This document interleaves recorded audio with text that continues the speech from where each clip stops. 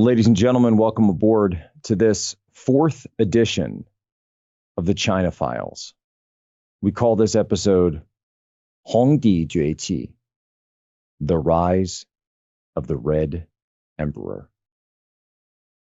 Now, where we left you at the end of part 3 was the opening up of China to the world, and we talked about how the CCP had made a deal with the West that they were going to provide the slave labor while the West provided the capital and the intellectual property for the world. But that began to change when a new leader arose to take over the CCP. Xi Jinping was born in 1953. And interestingly enough, Xi Jinping was not raised in Beijing. He was not raised in a big city. Now, Xi Jinping's father had himself been a member of Mao's early Chinese Communist Party. He was one of Mao's closest lieutenants. In fact, Xi Jinping's father, if you remember all the way back in part 1, when I talked about that long march, that they left and then joined up with the communists in the West after being defeated by the nationalists, where they bided their time. Xi Jinping's father was the one who initially set up that base out in the West that Mao Zedong fled to. So this was a guy who was in close standing with Mao.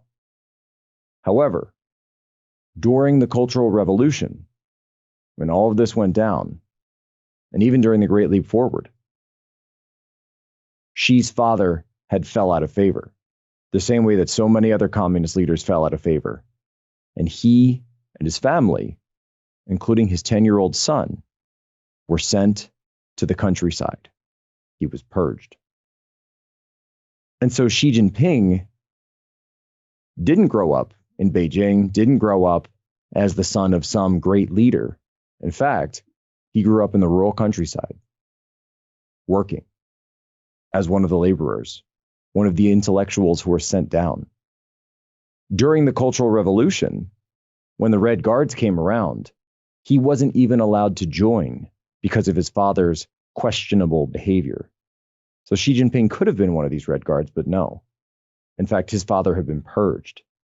The persecution of Xi Jinping's father and his family, Xi Jinping had been one of 7, by the way, it was so great that Xi Jinping's older sister even committed suicide during the Cultural Revolution. And we talked before about how so many people committed suicide during this era because of these persecutions and the struggle sessions. But it seems though Xi Jinping took a separate kind of guidance and a separate type of highlight away, a different learning from the lessons of the Cultural Revolution.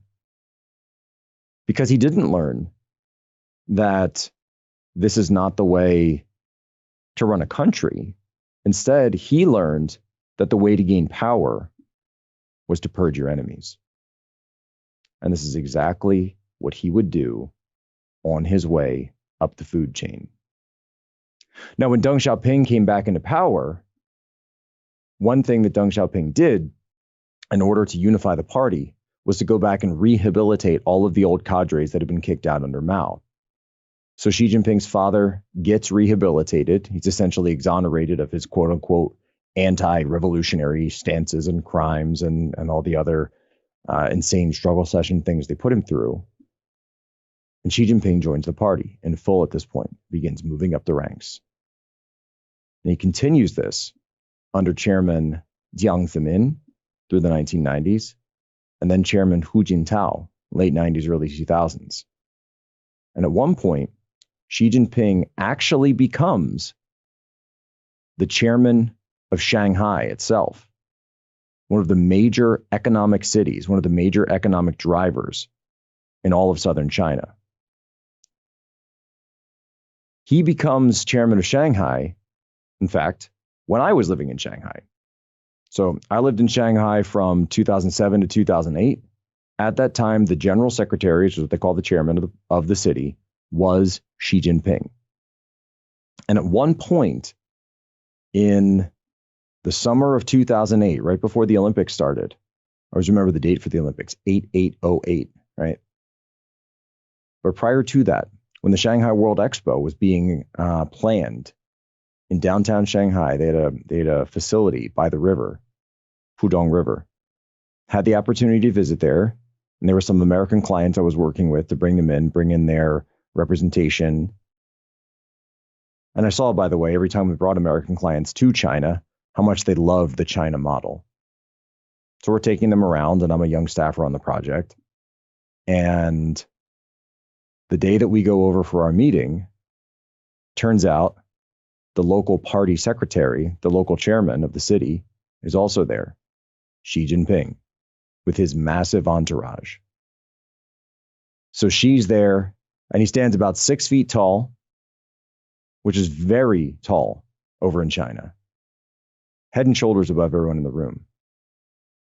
He was wearing a coat over the shoulder, and you could see with his massive entourage around him, everybody knew this guy was the boss. Now, we were actually told to stay back in one room while the entourage was walking by, but he did take a moment to peek in. And I remember seeing him and going, man, this guy's like the Chinese Tony Soprano.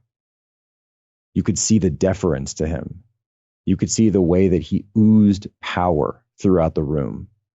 You could see the way that he just floated throughout every interaction with every person, making way for him, taking their hand, extending it. We knew that Xi Jinping was going to go far at that point when he was chairman of the party. And he was in there cleaning up what he called corruption. But what was he really doing? He was taking out rivals. In this case, it was rivals who were loyal to Jiang Zemin, who had been the earlier leader of the Shanghai faction of the party. CCP split into two factions, Beijing and Shanghai. Doesn't necessarily mean, though, that if you are the Shanghai chairman, that you're always going to be loyal to Shanghai. And that's what happened with Xi Jinping. He was there cleaning up rivals. He was there purging people. And to the populace, to the Lao Baixing, he says, well, I'm cleaning up corruption. I'm helping China. And he made sure that every single person that he purged, every single official that was taken down, that their crimes were broadcast throughout the entire city. They hung newspapers up at local parks, showing headlines, showing the arrest, showing all of it. You see, because Xi Jinping had learned from what had happened to his father. He learned that by taking down your enemies, you can build more power for yourself. So Xi Jinping had learned that from an early age, purging your enemies was a path to power. He was taught that lesson by Chairman Mao himself, as Chairman Mao used it to solidify power during the Cultural Revolution. He used it to Xi's own family. Sister committed suicide. Father had been purged. He himself was forced to work in the countryside. And so a hallmark of Xi's rule over the CCP has been what he calls anti-corruption campaigns, not just during his time in Shanghai, but even during his time as chairman.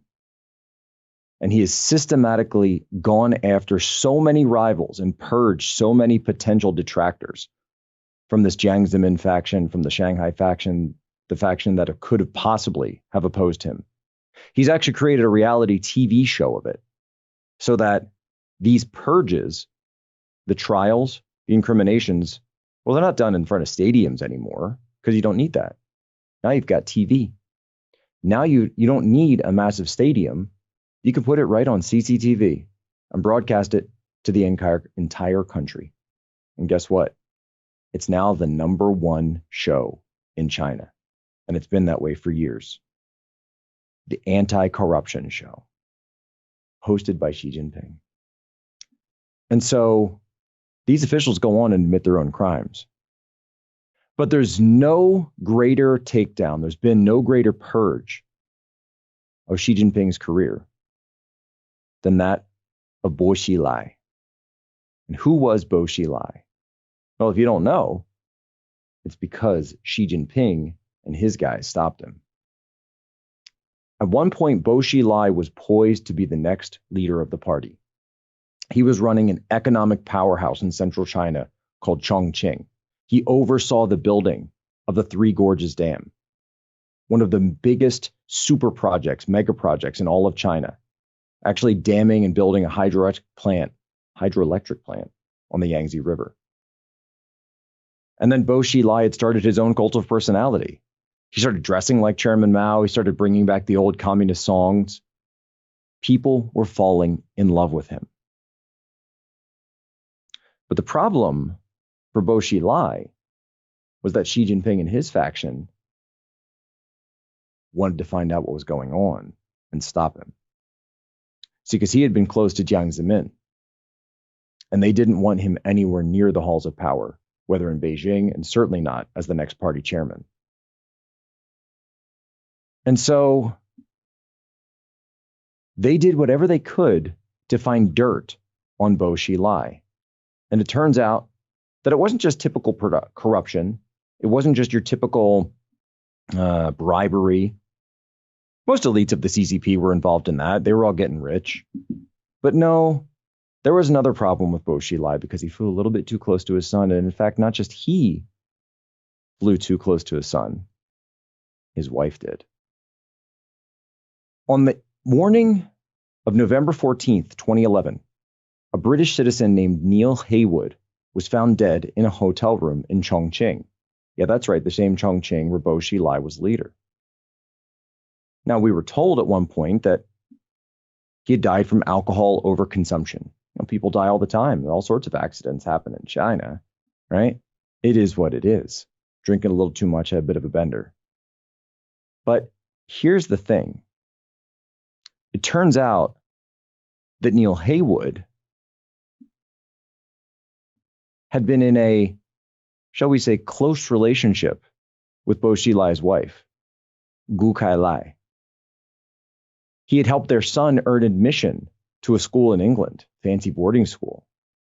He had also helped the family, launder money, huge, massive sums of money, hundreds of millions of dollars outside of the country. Now, there was a business dispute. I'm not exactly sure what it was, but he wanted more money. He wanted more than they were willing to give. And so what happened? Gu Kailai, the wife, she poisons Neil Haywood. She kills him. Now, normally, if some party member does this, their wife does this, it gets cleaned up. The party takes care of things like this. But why do we know about this one? Well, because here's the problem with all of that. You see, because the police chief of Chongqing, the guy whose job it was to clean up the murders, he himself was under surveillance. He himself was surveilling Bo Xilai and wife Gu Kailai. So he went and took the tapes. And he had tapes of the entire thing. And he had receipts on Bo Xilai. Now, he first tried to bring this to the U.S. consulate. This is when Barack Obama was in power. The U.S. consulate didn't really do anything for him. However, those tapes then found their way into the higher levels of the party and into the supporters of Xi Jinping. Bo Xilai and his wife were arrested, were removed from every position that they held. Bo Xilai himself sentenced to life in prison. His wife, who they later determined had actually put poison in this British businessman's drink, was sentenced to death. And believe me, the death penalty is still very, very much in favor in communist China, even to this day. Xi Jinping orchestrated the receipt collection, the takedown, and the public disgracing of his largest possible rival. And then 1 year later, stands up at the Chinese National Congress and is announced that he will be the undisputed next chairman of the CCP. And that's 2012. By 2015, a few years into his rule, he decided to go ahead back to old Gu, to the old wife, and say, you know what? I'm going to go ahead and commute your sentence. We're not going to carry this out. We're not going to execute you anymore. We're going to give you life in prison, where you and your husband can watch me live out the life that you thought that you were going to have. And we're going to fill this prison with every single friend and ally you thought you had in the party across the entire country. That's how Xi Jinping came to power. So at this point, fast forward, it's 10 years later, Xi Jinping, undisputed chairman of the CCP, changes the internal party constitution, does away with those pesky 10-year deals. No, he's going to be a leader for life. He then begins purging every leader of the military that's not loyal to him, every leader of the judiciary, the legal system. He takes over, and he completely takes over the party. And here's something that you need to understand that's very different between China and the United States, is that the military itself, the People's Liberation Army, is directly subservient to the Chinese Communist Party, to the CCP and the Central Military Commission. The generals, the admirals, they all work directly for Xi Jinping, not the other way around. There's no democratic rule or anything like that, like you might see in the West. Not at all. And Xi Jinping showed an ambition that you haven't seen from chairman of the party really since Mao. But Xi's ambition was not communist in the doctrinal sense. He came up with a new strategy for rule across not just China, but for the rise of the CCP, because he was focused like a laser on 2049. The 100-year leap forward of China. And he came up with a new strategy. He called it Yi Dai Yi Lu, one belt, one road, and began working diligently with countries all around the world: Central Asia, the Middle East, Africa, South America. He began going around making deals. It's called debt trap diplomacy, with third world nations, and saying, we'll give you loans, we'll build you roads, we'll build you railroads, we'll build you airports, we'll build you military facilities. You just have to let us use them. You just have to give us your rare earth elements. He's currently now making deals with Saudi Arabia, with Iran for oil. People may have heard of the massive concentration camps and lockdowns in Xinjiang, the Uyghur region. But you have to look at this on the map to understand the importance of it. Because what is directly across the Xinjiang region? Now, Xinjiang is just north of Tibet, another area subjugated by the CCP. But Xinjiang directly borders the Middle East, Afghanistan, and Pakistan.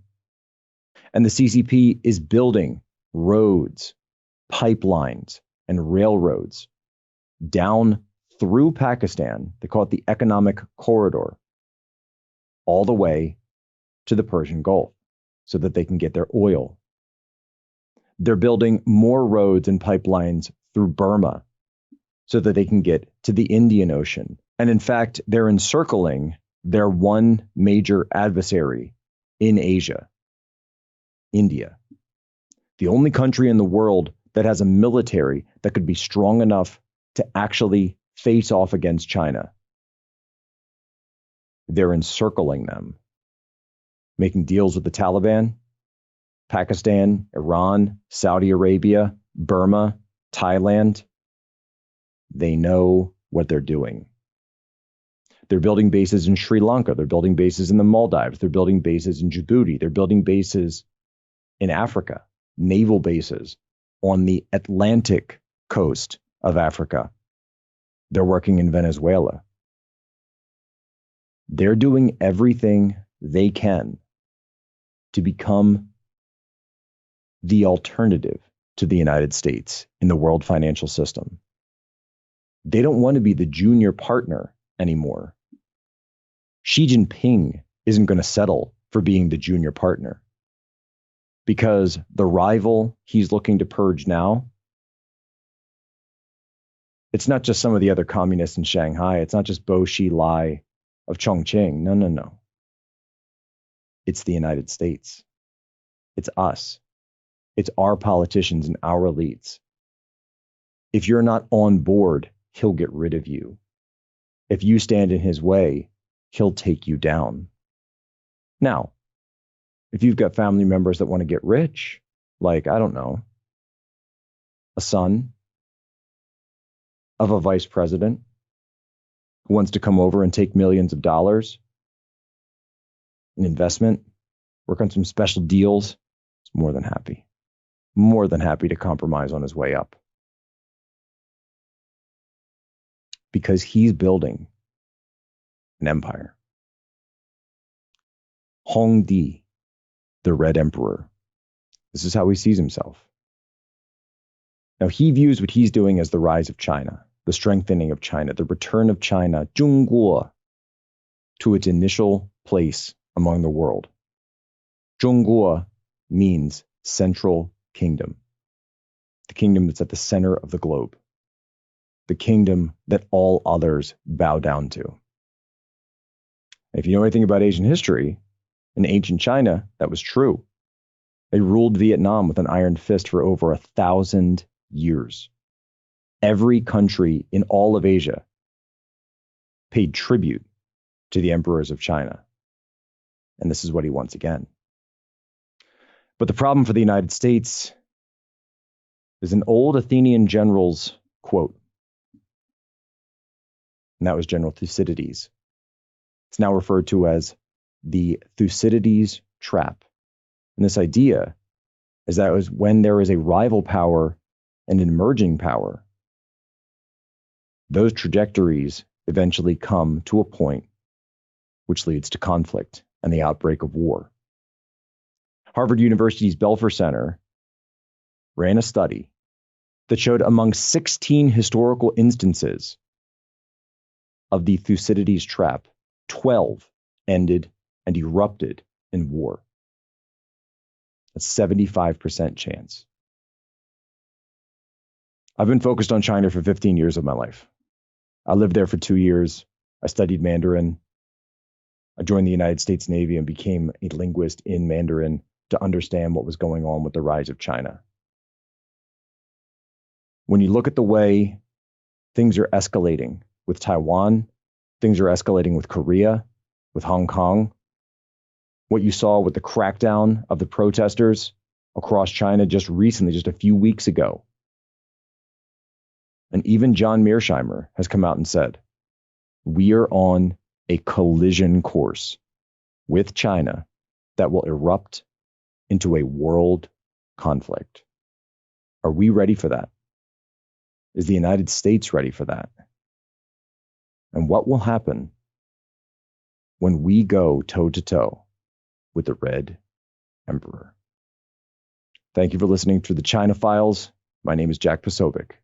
Ladies and gentlemen, as always, you have my permission to lay ashore.